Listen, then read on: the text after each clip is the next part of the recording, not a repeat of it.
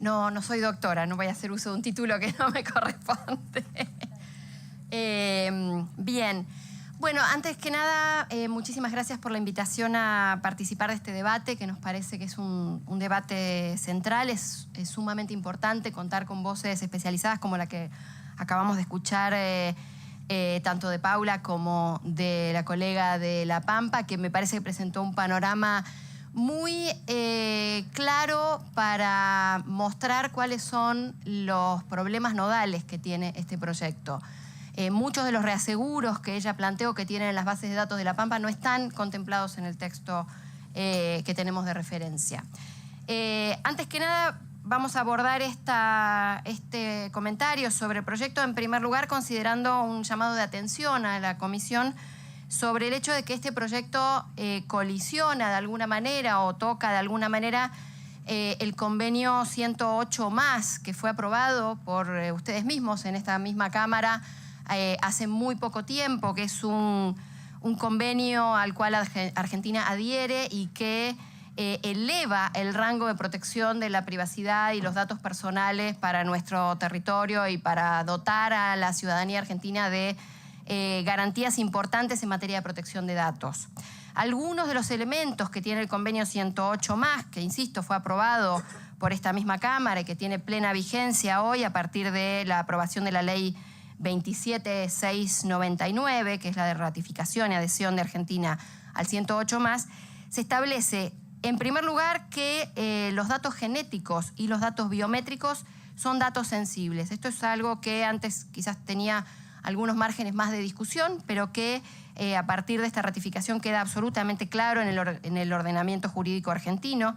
Se establece que el tratamiento de datos no solo requiere el consentimiento por parte de quienes somos titulares de nuestros datos. Recordemos que en el marco constitucional argentino la titularidad de los datos personales está en cabeza de cada una de las personas vinculadas a ese dato. Es decir, por más que el Estado conforme una base de datos, la titularidad de esos datos sigue estando en cabeza de cada ciudadano o ciudadana, independientemente de su situación procesal. Y finalmente determina una obligación, que es la de reportar a las personas que están en una base de datos cualquier campo vinculado con incidentes de seguridad sobre las bases de datos. Sobre estos aspectos vamos a hacer eje, sobre todo porque tanto quienes participaron hace minutos, Paula específicamente, como quienes participaron la semana pasada, específicamente el diputado mandato cumplido Manuel Garrido y la doctora Silvia Martínez, hicieron un foco muy importante sobre las cuestiones que tiene que tener cualquier proyecto que fije algún tipo de limitación a la autodeterminación informativa que tenemos todos y cada uno de los ciudadanos del territorio argentino. Por supuesto, el principio de legalidad tiene que estar volcado en una ley, que es lo que se está tramitando en este caso, que haya una necesidad concreta y que esa solución que se busca sea efectivamente la respuesta a esa necesidad. Creo que ahí hay una cuestión importante a debatir todavía en el marco de este proyecto.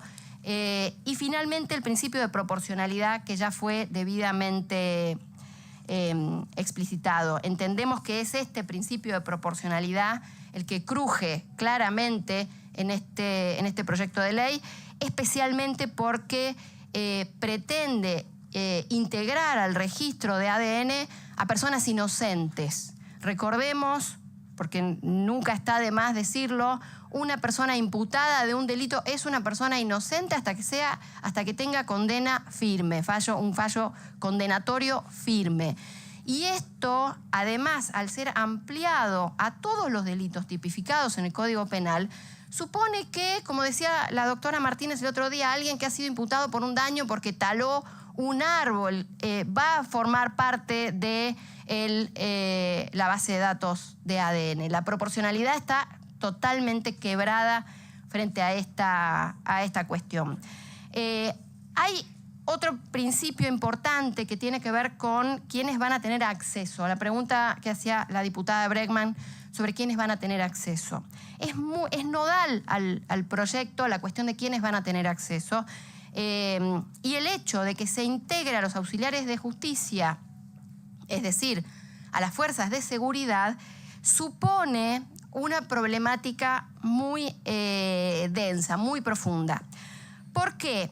Acá tenemos una cuestión que tenemos que revisar también de la Ley de Protección de Datos Personales. Por cierto, hay un anteproyecto de ley de reforma y actualización de la Ley de Protección de Datos. Argentina tiene una de las legislaciones que fue pionera en América Latina, tiene la protección de datos y los principios de privacidad contemplados en el marco constitucional, tanto en la Constitución de 1853 como en la actualización de 1994, es decir, al constituyente le fue un tema caro, un tema central en la construcción de los derechos constitucionales que rigen nuestra convivencia como sociedad. Pero en nuestra Ley de Protección de Datos, en la parte de excepciones, hay específicamente en el artículo 17, hay una excepción que establece que en caso de que se argumente alguna cuestión de seguridad pública, quienes tienen acceso a una base de datos pueden denegarle los derechos que la ley les consagra y que la Constitución consagra. Esto creo que es una excepción extremadamente amplia de la Ley de Protección de Datos Personales, pero que puesta a la luz de este proyecto torna prácticamente inexigibles los derechos que los ciudadanos tienen sobre sus datos personales.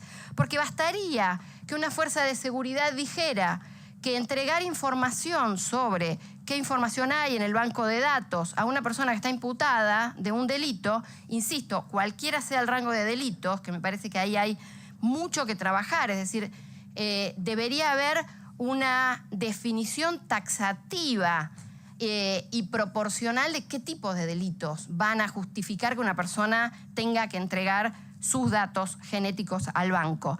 Pero bastaría con que un funcionario policial dijera que se puede poner en riesgo la investigación para denegar de plano los derechos que tenemos sobre los datos personales.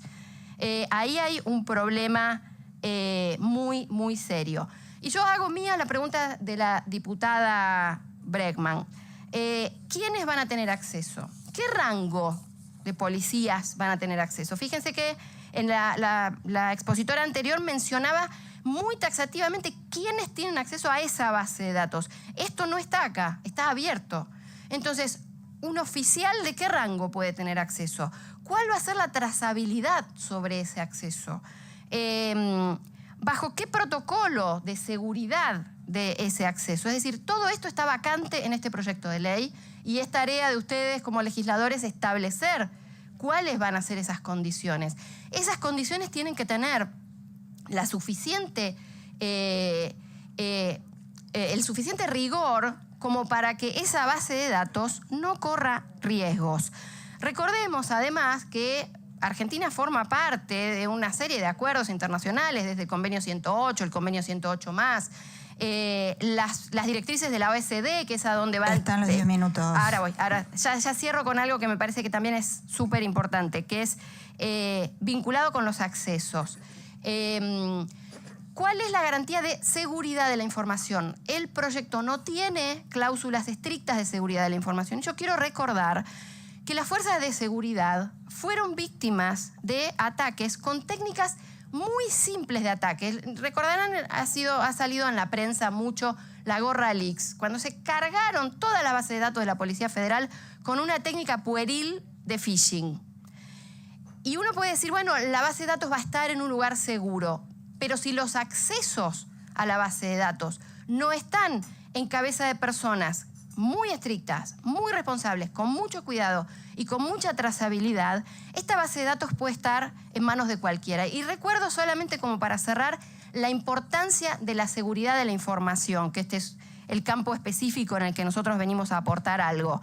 La seguridad de la información es fundamental, sobre todo porque el Estado no es dueño de nuestros datos, es custodio de nuestros datos en una determinada circunstancia y tiene que velar por esa seguridad. Un Estado que perdió las bases de datos de la Policía Federal en 2 ocasiones, con una técnica pueril de phishing, insisto.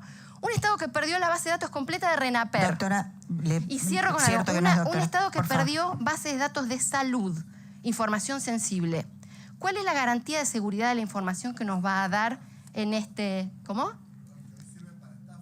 hoy se usa para estafas. Se usa para estafas.